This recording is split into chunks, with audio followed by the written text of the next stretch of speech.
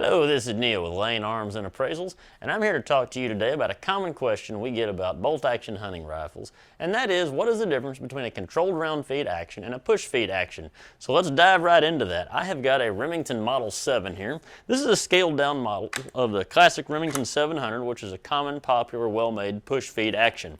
The Weatherby Mark V actions, all the Seiko rifles, those are other push feed actions. A push feed action essentially means that when you start to push this bolt forward, it's going to just shove a cartridge up out of the magazine and push it forward into the chamber. It's never in control of that cartridge until you actually lock the bolt in place and you have a little extractor that's going to clip over the head of the cartridge case. And at that point, it's locked in there. When you pull it to the rear, that extractor is going to pull the spent case out of the chamber. You have a plunger in the bolt face that's the ejector that's going to kick that cartridge out to the side. You're ready to load another cartridge. That is how a push feed action works.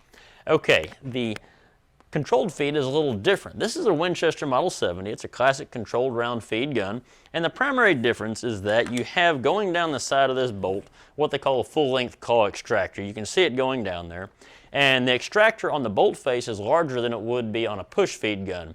Now the primary difference to you as you're cycling this gun is that when you push the bolt forward, this bolt actually is going to catch the cartridge coming out of the magazine underneath that extractor.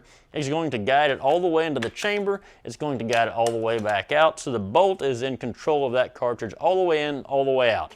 That is essentially the difference between a push feed and a controlled round feed. Controlled round feed guns have a little mechanical ejector here at the back that when you pull the bolt all the way to the rear, it kicks the spent case out and you're ready to load a fresh cartridge.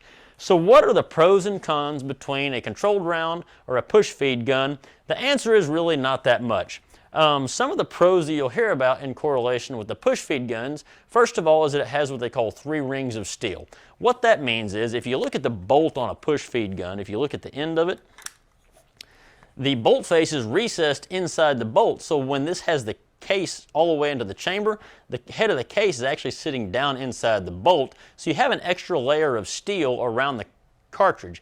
If you have too much pressure, if you have a case head rupture, you've got more steel around it, so it's ostensibly a safer action.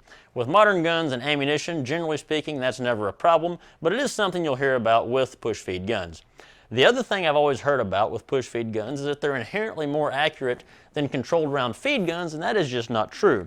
Probably where that comes from is that a lot of target shooters and bench rest guys do like push feed actions because when you're sitting at the range, you can fire, cycle the bolt, and you can just drop another round in there. You don't even have to use the magazine. You can drop another round in there, cycle it, you're ready to go.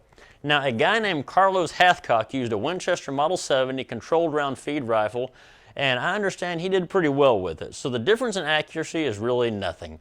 Now, one thing you do get out of a controlled round feed action that is considered a pro over a push feed is that when you're going to go hunt dangerous game, these are considered better rifles to use. PHs in Africa will generally recommend you use a controlled feed action if you're going to hunt dangerous game. The reason being is that if you're hunting something and something big and hairy and scary tries to stomp, bite, or gore you, you're falling down, you're jumping out of the way, you're falling down in the mud. This action will absolutely cycle upside down, sideways, spinning in circles, whatever it's going to cycle, because the bolt is in constant control of that cartridge all the way in, all the way out of the magazine, okay? A push feed action, if you're holding this upside down, will likely work, but as soon as you start moving around, spinning side to side, those cartridges are just going to fall out when you try to cycle them. Then you don't have anything in your chamber, you don't have anything to shoot at this big hairy creature, and now you're more likely to get bit, stomped, or gored, right? Bolt action with a controlled round feed, you're not going to have that problem. Another issue that you can sometimes have with a push feed is that when you start to cycle the bolt forward, if the bolt comes all the way to the rear again, you have a cartridge halfway into the chamber, and then when you push the bolt forward again to load it, it's actually going to strip another cartridge out of the magazine. You have a double feed, you have a jam, you've got a problem. So that can be an issue when hunting dangerous game. Essentially, that's the difference between a controlled round feed rifle and a push feed rifle. This is Neal with Lane Arms and Appraisals. Thank you so much for watching, and don't forget to subscribe to my YouTube channel.